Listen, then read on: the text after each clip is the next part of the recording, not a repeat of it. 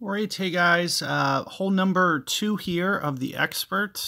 Okay, I remember that one. I wonder, I'm half tempted to do a different perspective here. You're going to want something with good accuracy, and as long as it has, I think we were going for like 50-55 on the top spin, we could probably get so quarterback 10 actually fits that bill. So I am going to make the switch. I'm pretty sure it has enough power. I'm relatively certain of that. And I believe I said that I was doing kind of maybe like a 10 to 15% overplay or something like that. So it doesn't matter if I cross into, new clubs, I can just still use that same percentage over adjustment. So regardless if you follow my last guide or this one, you can just kind of switch the club. As long as your top spin's going to be the same, you can use the same method and should be able to get away with this. The more wind reduction you use, so other good options would be like Mummy Bunny Balls or Season 2? I think it might have been Season 2. To where you could kind of minimize the wind resistance, which will actually help you get this ball to the hole.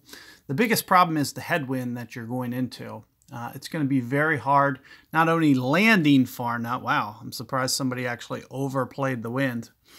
It's a lot easier to underplay it than it is to overplay it because it takes so much of an overplay to land there. As you can see, I'm going to use a plus 10%, and it shouldn't even approach being able to get up there. But I'm just going to use pretty much everything I have, and very similarly to what I mentioned before, you can see that I'm kind of putting it intentionally on the fairway. I know that the wind effect is going to pull it back over towards the hole onto the rough.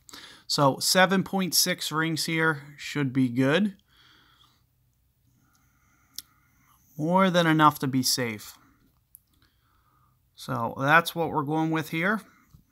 Of course I get another great ball. However, quarterback is very accurate.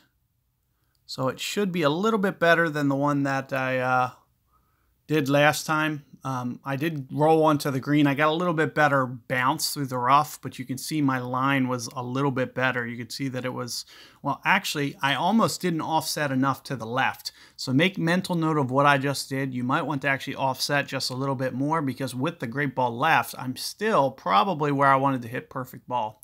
So you might just want to fractionally, one more ring, aim over towards the left-hand side. You can also see that even going half a ring, you could see where I bounced on the fairway, still didn't reach to the hole. So even 25% here, had I gone 8.5 rings, we're still going to be okay.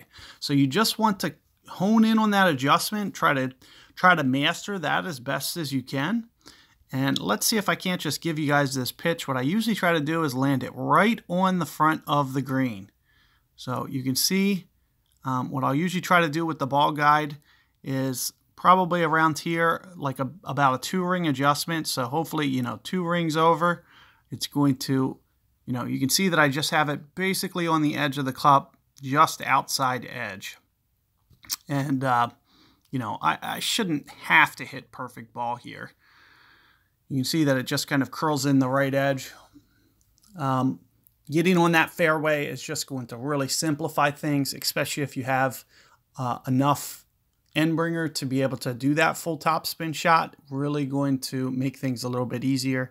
Another thing you might want to do for this one is rapier if you don't have that extended ball guide like the, top spin plus ball guide of the end bringer.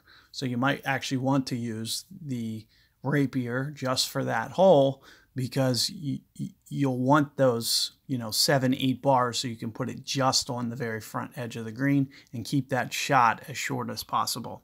Good luck with that hole, guys. Hopefully you guys get it all week long, and I'll catch you guys on hole 3 coming up.